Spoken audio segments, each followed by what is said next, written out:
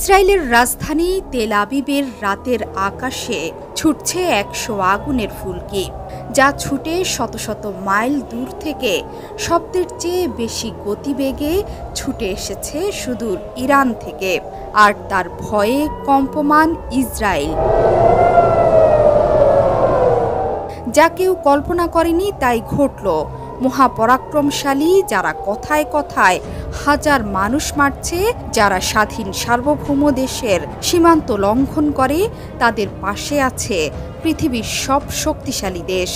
সেই ইসরায়েলে আঘাত হানল ১০০ মিসাইল। আর শেষ পর্যন্ত কথাই নয়, সাহস করে কাজে পরিণত করে দেখালো মধ্যপ্রাচ্যের সিংহ ইরান।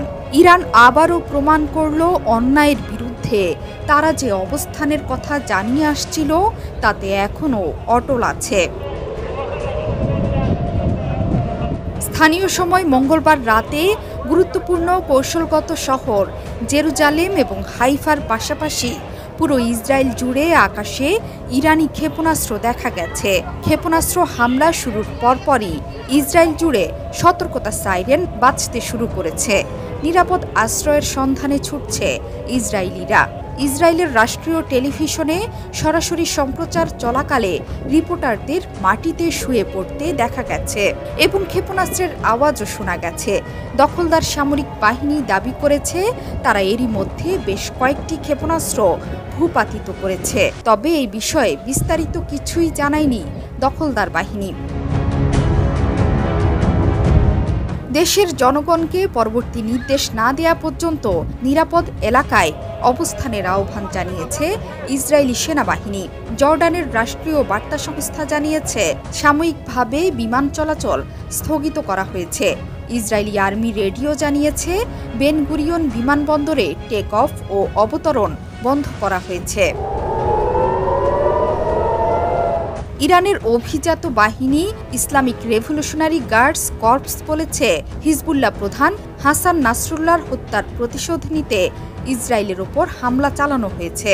ইরানের ফার্স নিউজ এজেন্সি জানিয়েছে আইআরজিসি বলেছে ইসরায়েলের ওপর ক্ষেপণাস্ত্র হামলাটি গত সপ্তাহে হিজবুল্লাহ প্রধান হাসান নাসরুল্লাহ এবং এ বছরের শুরুর দিকে হামাস নেতা ইসমাইল হানিয়ার হত্যার জবাব। এক বিবৃতিতে আইআরজিসি বলেছে ইসমাইল হানিয়া, হাসান নাসরুল্লাহ এবং নীল ফোরশানের শাহাদাতের প্রতিশোধ হিসেবে আমরা দখলকৃত ভূখণ্ডের মূল কেন্দ্রকে লক্ষ্য করেছি। জাতিসংঘে নিযুক্ত ইরানের মিশন সামাজিক যোগাযোগ মাধ্যমে এক পোস্টে তেহরান ইঙ্গিত দিয়েছে যে ইসরায়েলের উপর তাদের ক্ষেপণাস্ত্র হামলা সমাপ্ত হয়েছে।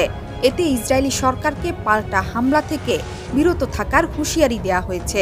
মার্কিন প্রেসিডেন্ট জো বাইডেন বলেছেন ইরানি ক্ষেপণাস্ত্র হামলা থেকে ইসরায়েলকে রক্ষায় সহায়তা করতে এবং অঞ্চলে মোতায়েনে মার্কিন সেনাদের সুরক্ষিত রাখতে যুক্তরাষ্ট্র প্রস্তুত।